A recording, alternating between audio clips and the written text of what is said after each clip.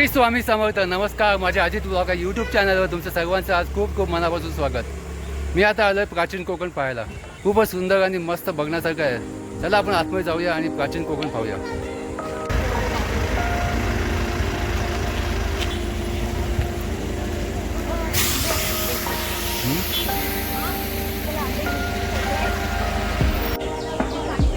हो,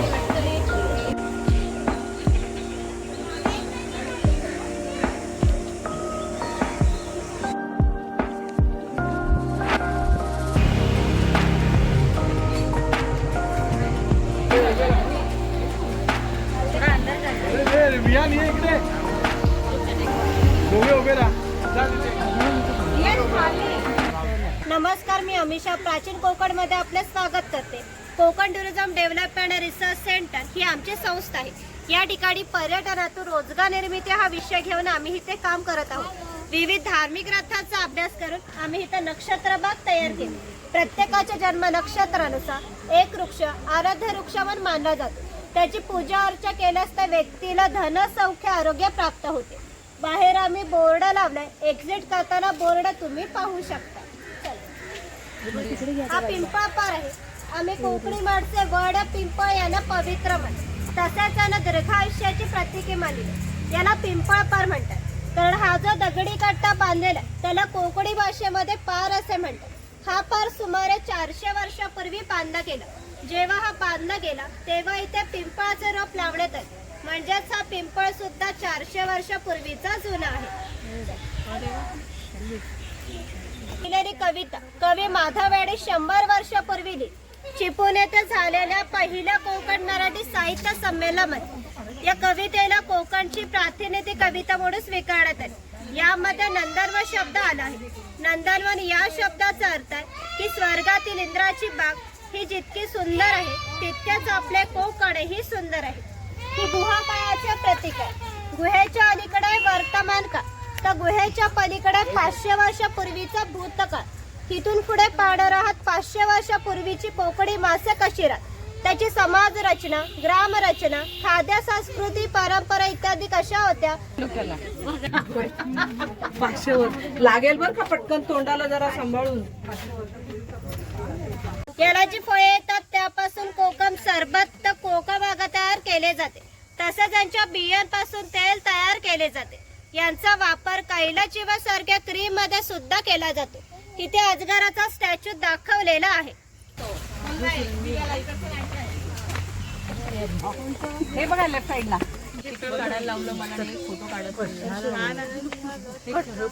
हे आहेत भगवान परशुराम. आपल्या पुराणामध्ये असा उल्लेख आहे की हजारो वर्षापूर्वी भगवान परशुराम होऊन गेले. त्यांनी संपूर्ण पृथ्वी जिंकून घेतली आणि जिंकून घेतलेली पृथ्वी त्यांनी दान केली. दान केलेली कोणतीही गोष्ट आपण स्वतःसाठी वापरत नाही, परंतु त्यांना राहण्यासाठी भूमी आवश्यक होती. आपण ज्या ठिकाणी उभे आहोत त्या ठिकाणी हजारो वर्षापूर्वी समुद्र होता. त्याने त्याचे शुद्ध केले व 40 ते 50 किलोमीटर पाठीमागे ढकलले आणि या सुंदर कोकणी प्रदेशाची निर्मिती केली. म्हणून या प्रदेशाला परशुराम भूमी असंही म्हणतात. कोकणामध्ये लाल रंगाचा जांभा नावाचा दगड मिळतो. तर जांभ्या दगडापासून हा जो पक्का रोड बांधला आहे त्याला कोकणी भाषेमध्ये पाखाडी असे म्हणतात. ही पाखाडी सुमारे 400 वर्षापूर्वी बांधली गेली. पूर्वी ती गणपतीच्या देवापर्यंत होती. काळाच्या ओघात ती नष्ट झाली.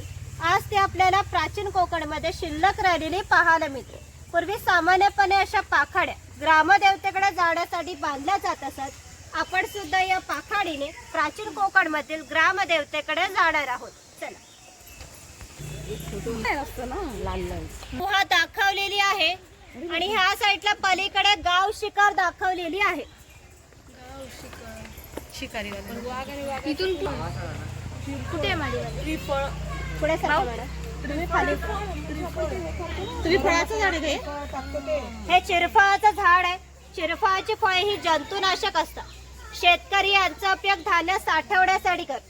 तसंच यांचा वापर गरम मसाला सारख्या पदार्थांमध्ये सुद्धा केला जातो. मला दाखवलेला आहे ताडी माडी काढणारा.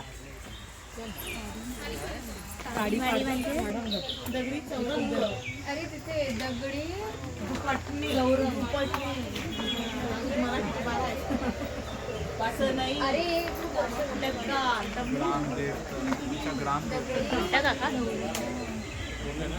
संस्था गाव नियंत्रित करत असत. गावातील गावकरी येथे एकत्र येत असत. गावातील जर दोन व्यक्तीची भांडणे झाली तर सगळा गाव इथे एकत्र येऊन गाव प्रमुख त्यांच्या समोर न्यायदान करीत असते. तसंच गावातील सार्वजनिक जशा पाखाड्या बांधणे, लाकडी साकवबाद ही कामे कोणी व कोठे करायची या विषयाचा निर्णय गावकरी येथे बसून घेतात. आणखी एक महत्वाचं वैशिष्ट्य म्हणजे जगभर अशी प्रथा आहे की प्रत्येक जाती धर्माचे लोक हे आपापल्या देवाकडे जातात व देवाचं दर्शन घेतात. आपण कोकणी माणूस पण वर्षभर देवा जाऊन देवाला जातो. म्हणजे कोकणी माणूस आणि देव यांचं नातं इतकं जवळच आहे की त्यांचं एकमेकांकडे जाणे येणं असतं. या देवीचं नाव आहे वाघजाई. हे नाव आम्ही जाणीवपूर्वक ठेवलंय. असं म्हणतात की ज्या निसर्गामध्ये वाघ आहे तो निसर्ग समृद्ध असतो. 500 वर्षापूर्वीचा निसर्ग सुद्धा असा समृद्ध होता. त्याला आमच्या भाव विश्वामध्ये दैवत्वाचं स्थान. आम्ही कोकणी माणसे वड, पिंपळ, साप, नाग यांची पूजा करतो. म्हणजेच आम्ही निसर्ग पूजक माणसं आहोत. म्हणून आमच्या देवीचं नाव सुद्धा निसर्गाशी संबंधित असंच ठेवलं आहे वाघजाई. कोकणवासियांची अशी श्रद्धा आहे की हा देव त्यांच्यावर नियंत्रण ठेवतो. म्हणून ह्याला शिमग्याचे वी गाराणे घातले जाते. तसे पशुबळी सुद्धा दिले जातात. इथे वीरगा दाखवलेली आहे. वीर लोकांचे प्रतीक चिन्ह. कडक लक्ष्मी दाखवली. पोतराश लोक जे स्वतःला चापकाने मारून घेतात ते इथे दाखवलेले आहेत.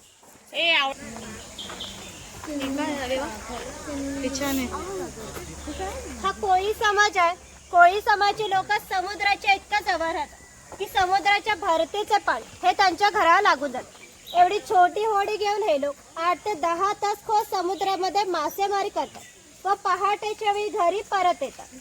हा नाभिक आहे. कोकणामध्ये 12 बलिदान पद्धत अस्तित्वात होती. म्हणजे नाभिक, सुता, चर्मकार, कासार हे प्रत्येकाच्या घरोघरी जाऊन सेवा पुरवत असत. त्या बदल्यात त्यांना पैसे नव्हे तर केवळ धान्य मिळत असे. म्हणजे एका नाभिकाने एका कुटुंबातील पुरुषाचे केस व दाढी करण्यासाठी वर्षभरासाठी 4 पै म्हणजे आताचं 8 किलो धान्य मिळत असे. एवढ्या अल्प मोबदल्यात ही लोक समाजाची सेवा करीत असत. आमच्या नाभिकाविषयी थोडं मजेशीर आमच्या लोकसाहित्यामध्ये आढळतं की असं म्हणतात गावातील प्रत्येक गोष्ट ही नाभिकाला माहीत असते. पण नाभिकाला माहीत असलेली प्रत्येक गोष्ट ही गाव भरते. आता तुम्ही इथे आलात, ही गोष्ट नाभिकाला समजली ते आमच्या संपूर्ण गावाला समजली. आमचं संपूर्ण गाव तुमच्या स्वागतासाठी उत्सुक आहे. प्रथेप्रमाणे आपण आधी खोतांच्या घरी जाऊ, मग गावात फेरफटका मारू. चला पुढे. हे खोत आहे. राजाच्या गावातील थेट प्रतिनिधी म्हणजे खोत. धार्मिक आणि राजकीय बाबतीत पहिला मान खोतांचा असेल. खोत गावचा प्रमुख असे. गावात न्यायदान करणे, महसूल गोळा करणे, कायदा आणि सुव्यवस्था सांभाळणे इत्यादी कामे ही खोतांची असत. ही खोताची बायको आहे. पूर्वी कोकणी स्त्रिया सुंदरी होत्या आणि शूरही होत्या, परंतु त्यांना स्वातंत्र्य नव्हते. माझघराचा उंबरठा हीच त्यांच्यासाठी मर्यादा होती. ही खोताची 2 मुले दाखवली. ती आपल्या परंपरागत खेळ सोंगट्या खेळतात. महाभारतामध्ये धर्मराज आणि दुर्योधन यांच्यामध्ये द्यूत नावाने खेळला गेला. हस्तिदंती फासे असतात किंवा शंखांच्या कवड्या असतात. त्या टाकून विशिष्ट प्रकारचं दान मागितले जाते व सोंगट्या पुढे मागे सरकवून हा खेळ खेळला जातो. घराची रचना पहा. खोजा उंचवड्यावर बसले, तिला ओटी असे म्हणतात. मान्यवरांनी ओटीवर बसायचे. समोर आहे ती पडवी. सर्वसामान्यांनी पडवीवर बसायचे. खोताच्या उजव्या बाजूला देवघर, खोताच्या डाव्या बाजूला स्वयंपाकघर आणि खोताच्या मागच्या बाजूला माझघर म्हणजे पूर्वीची पेटू. घराचे छप्पर पहा. वरती छोटे छप्पर आहे, मध्ये गॅप आहे, त्याखाली मोठे छप्पर आहे. कोकणामध्ये उष्णता फार असते. ती उष्ण हवा त्या गॅप मधून बाहेर जाते व बाहेरील थंड हवा तिची जागा घेते. त्यामुळे घरातील वातावरण नेहमी थंड राहते. घरासमोर अंगण आहे. अंगणामध्ये तुळस आहे आणि इथे जुने अडकी त्यांचे प्रकार दाखवले. सुपारी फोडतात ना त्याचे आहेत, बघून घ्या सगळेजण. प्रकार बघा कशा माशाचे वेगवेगळे हनुमानचे.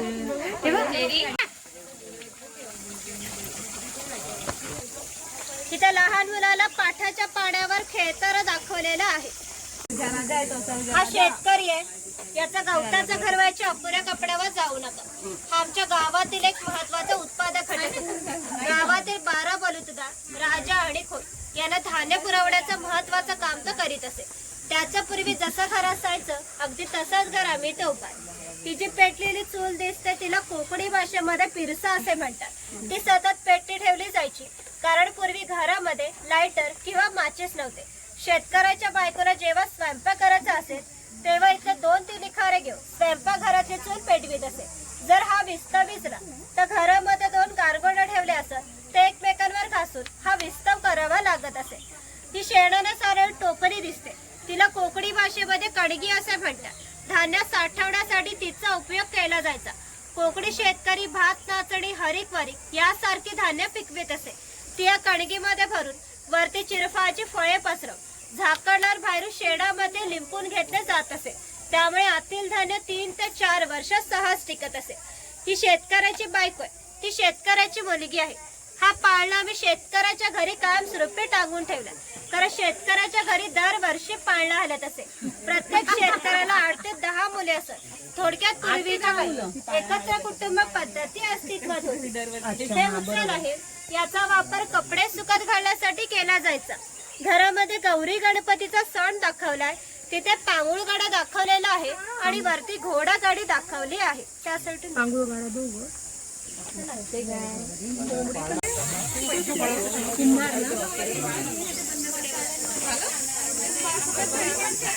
हा कुंभार आहे. मातीशी संबंधित सर्व कामे हा कुंभार करीत असे. गणपतीचा दिवस आले की लाल मातीचे गणपती तयार करणे, उन्हाळ्याला की मातीची मडकी तयार करणे, दिवाळीच्या वेळेला पंटा तयार करून देण्याचे काम हा कुंभार करीत असे. हे जर सफेद रंगाचे मडके दिसते ते माडी काढ्याचे मडके. कोकणामध्ये नारळाची झाडे मोठ्या प्रमाणात असतात. तिला नारळ येण्यापूर्वी पोळी त्या पोळीला आडवा काप दिला जातो व बाजूने विशिष्ट प्रकारचा झाड पाला लावला जातो.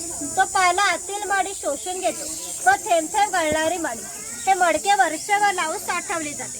काळाच्या ओघात 12 बलुतेदाराचा व्यवसाय नष्ट झाले परंतु माडी काढाचा व्यवसाय अजूनही चालू आहे. सोनारच्या बायकोचं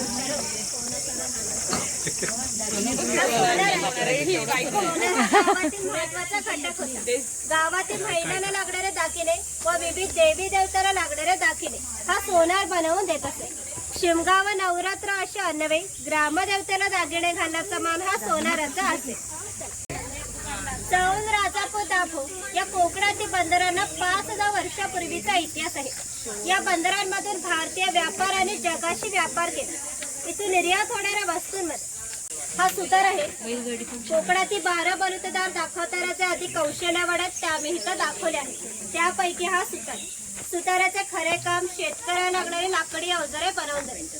हा सुतार सावंतवाडीचा सुतार. सावंतवाडीतील लोकांचे लाकडावरील परिभाग हे जगप्रसिद्ध आहे. यांच्या काही हस्तकौशल्याच्या वस्तू तुम्हाला आमच्या हस्तकला समन्वय केंद्रात पाहायला मिळतील. इथे दरवेशी दाखवला अस्वलाचा खेळ करतात आणि इथे गारुडी दाखवला सापाचा खेळ करतात.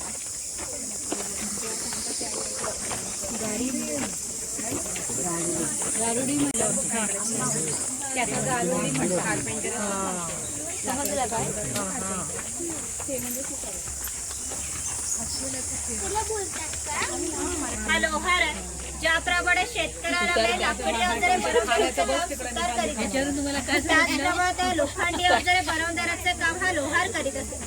उदाहरणार्थ कोयता, कुऱ्हाड, नांगराचे फाळ इत्यादी. 500 वर्षापूर्वी कोकणाची राजकीय स्थिती अस्थिर होती. बरेचसे लोक हे सैन्यांमध्ये होते. त्याला लागणारी लोखंडी ढाली आणि तलवारी बनवून देण्याचे काम हा लोहार करीत असे. त्याचं वैशिष्ट्य असे की अजूनही कोकणातील खोत आणि मराठा यांच्याकडे काहीशे वर्षापूर्वीच्या तलवारी आहेत. त्यांना अजूनही गंज आला नाही. दर दसऱ्याला त्यांची पूजा केली जाते.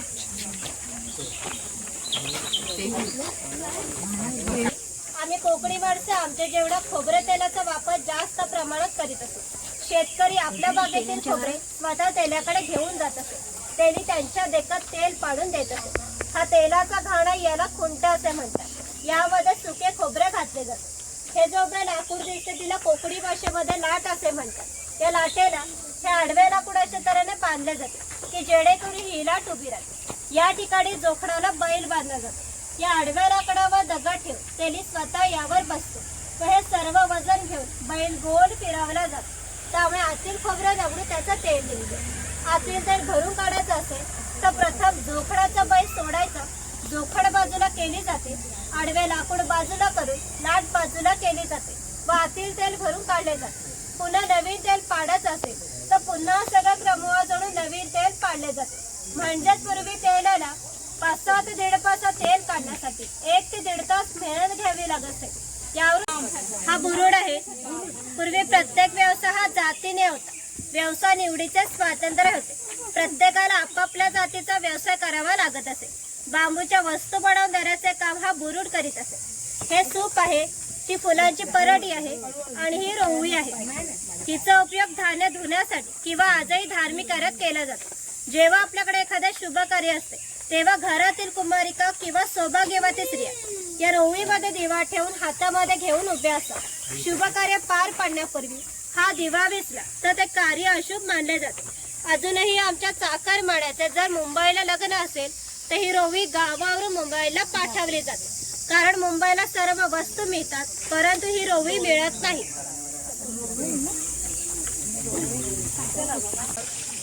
स्वयंपाकघरे पूर्वी प्रत्येक समाजाची स्वतंत्र अशी खाद्य संस्कृती, कोणत्याही 2 समाजाची खाद्य संस्कृती समान नव्हती.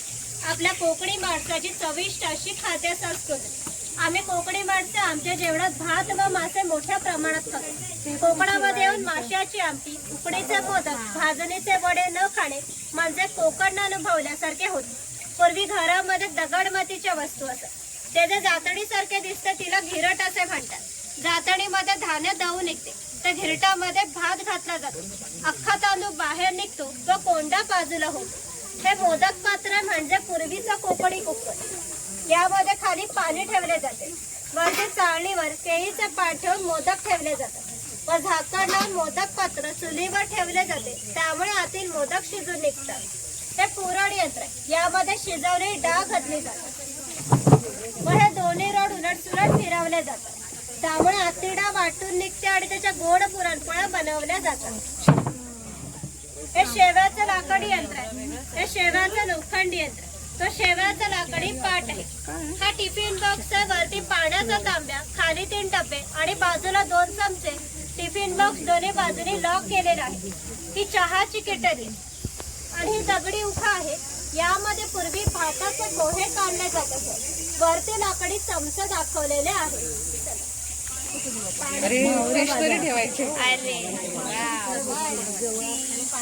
बाजार दाखवलेला आहे. फिश मार्केट आहे. हा कासार आहे. मगाशी सांगितल्याप्रमाणे 12 बलुतेदार हे लोकांच्या घरोघरी जाऊन सेवा पुरवत असत. त्याचप्रमाणे हा कासार या मुलीच्या घरी आला. हे या मुलीचे घर. पूर्वी कोकणातील मुलींचे लग्न वयाच्या 8व्या ते 10व्या वर्षी होत असे. तोपर्यंत हा कासार त्याला बांगड्या भांड्याचा कोणताही मोबदला घेत नसे. जेव्हा ह्या मुलीचं लग्न होत तेव्हा त्या मुलीचे वडील ह्या कासाराला एक सोन्याचा छोटासा दागिना देत असे. या व्यतिरिक्त अन्य कोणताही मोबदला यांना मिळत नसे. म्हणजेच कासार 8 ते 10 वर्ष मुलींना क्रेडिट देत असे. म्हणजेच पूर्वीची समाज रचना ही एकमेकाच्या विश्वासावर आधारलेली होती. थोडक्यात 12 बलुतेदार आपले काम कोणत्याही नफ्या तोटाचा विचार न करता केवळ कर्तव्य म्हणून करीत असे.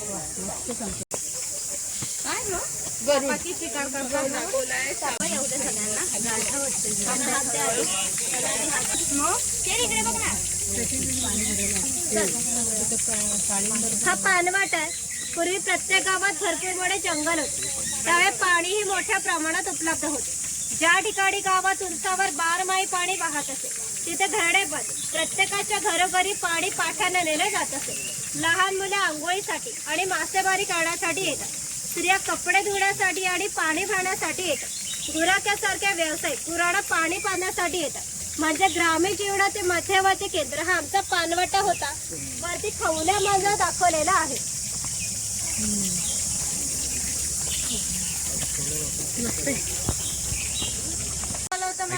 चामड्याचे वस्तू बनवणाऱ्याचे काम हा चर्मकार करीत असे.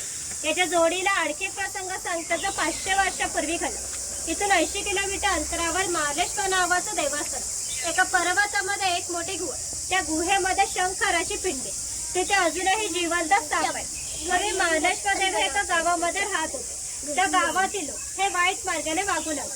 त्यामुळे शंकराचे पावित्र्य हे कमी होऊ लागले. शंकराला ते मान्य होणे शक्य नव्हते, म्हणून त्यांनी गाव सोडून जायचा निर्णय घेतला. मकर संक्रांतीच्या आदल्या रात्री ते गावाबाहेर पडले. गावाबाहेर चर्मकाराचे घर होते. चर्मकार गरीब होता, पण श्रद्धाळू आणि नीतिवान होता. शंकराने कोणत्याही जातीपातीचा विचार न करता चर्मकाराला मशाल दाखवण्यास विनंती केली. चर्मकाराने पण अतिथी देव भव समजून मशाल दाखवण्यास सुरुवात केली. चर्मकारा दर्शन दिले व त्यास सांगितले की आजपासून मी याच ठिकाणी राहणार आहे. या गोष्टीला जवळजवळ 500 वर्षे होऊन गेली, परंतु दरवर्षी मकर संक्रांतीच्या आदल्या रात्री शंकराच्या मूळ गावातून पालखी निघते. तिला मशाल दाखवण्याचे काम चर्मकाराचा आजचा वंशात करते. म्हणजे मार्लेश्वर या ठिकाणी की जिथे कोणताही जातीभेद मानला जात नाही. तुम्ही जर श्रद्धाळू असाल तर तुम्हाला नक्कीच पावेल. साप निघतात सगळे.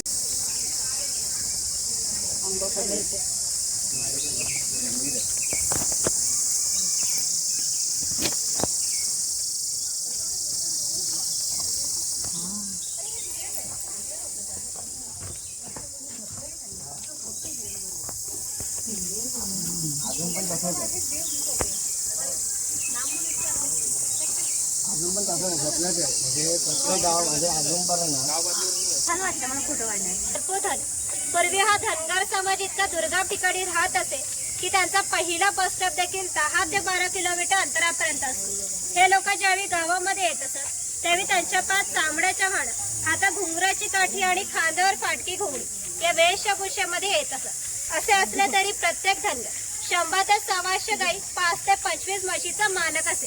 प्रत्येक गाई म्हशीची किंमत 8 ते 10 हजारापर्यंत असते. या सर्वांची जर विक्री करायची म्हटली तर त्यांची किंमत काही लाखात जात असे. एवढ्या धन संपत्तीचा मालक हा धनगर होता. पदापासून संरक्षण होण्यासाठी ती इतक्या उंचावर बांधलेली आहे. हे खैराचं झाड आहे. ह्याच्या आतील लाल रंगाच्या खोडापासून कात तयार केला जातो, जो पानामध्ये खातात.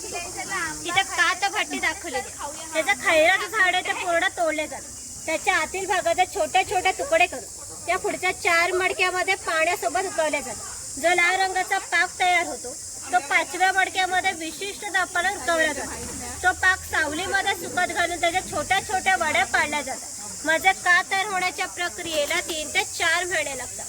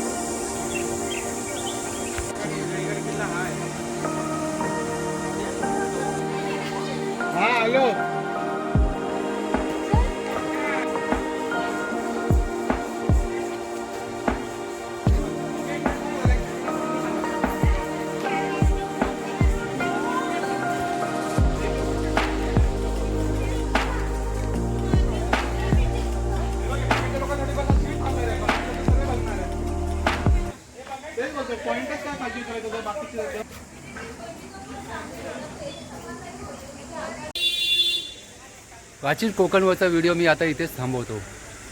संपूर्ण व्हिडिओ बघण्यासारखा होता. आतमध्ये जाऊन पाहिल्यानंतर त्यांनी अक्षरशः एक गाव वसलं होतं. प्राचीन कोकणवरचा हा व्हिडिओ मी आता इथेच थांबवतो. हा व्हिडिओ जर तुम्हाला आवडला तर लाईक करा, शेअर करा आणि न चुकता सबस्क्राईब करून ऑल नोटिफिकेशन सिलेक्ट करा, म्हणजे तुम्हालाही नवीन नवीन व्हिडिओ पाहता येईल.